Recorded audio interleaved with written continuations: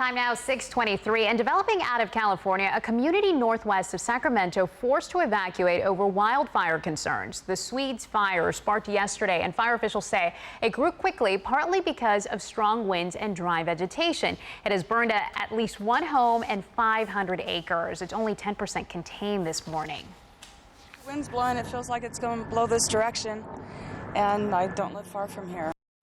Now, one woman had minor burns as she tried to escape her home as that fire burned down both sides of the road to her home.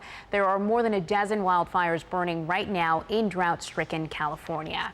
At last check, more than 24 activists are still hanging around trying to prove a point in Oregon. They used ropes to rappel over a bridge in an attempt to keep Shell's ice-breaking vessel from leaving. Portland police say they're keeping an eye on the situation but have no intention of climbing down the bridge to get to the climbers. Shell has not commented on the protest. Protesters say they have sleeping pods and enough food to stay up there for days. New this morning, presidential hopeful Hillary Clinton has a date with Congress. The former Secretary of State will testify before a panel on October 22nd. Lawmakers are expected to ask her about the deadly attacks against the U.S. Embassy in Benghazi, Libya, and her practice of using a personal email account while she was Secretary of State. A former University of Cincinnati police officer is expected to be arraigned on a murder charge this morning. He's accused of shooting an unarmed man during a traffic stop. Yesterday, prosecutors released the body cam video showing a fatal altercation between Officer Ray Tensing and Samuel DuBose. If convicted, Tensing could get a life sentence. New this morning, more young adults are calling their parents home, even with more jobs available. The trend really picked up steam around 2010 at the height of the Great Recession. At that point, 24% of 18 to 34-year-olds were living at home. Unemployment for this age group has fallen from 12% to 7% since then, but 26% of 18 to 34-year-olds are still living with mom and dad.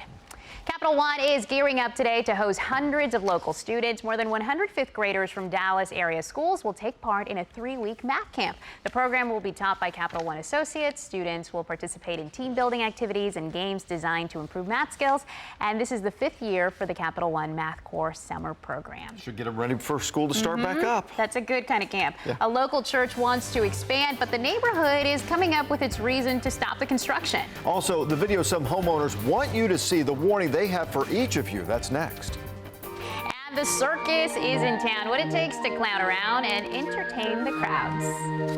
And I'm tracking the roadways for you. We do have a crash involving a dart bus, Forest Lane, just east of 75 Central Expressway. I'll give you the details coming up in just a few minutes. Scott? Almost 6:27 on this Thursday morning, and we have the sun coming up across parts of North Texas. It's going to heat us up today. Right now in Denton's about 74 degrees, not too bad. Right outside our CBS 11 studios, mostly sunny skies and 75, but today it will make it up to 102 degrees. But I'll show you the timing of the cooler air on the way coming up in just a few minutes right here on CBS 11.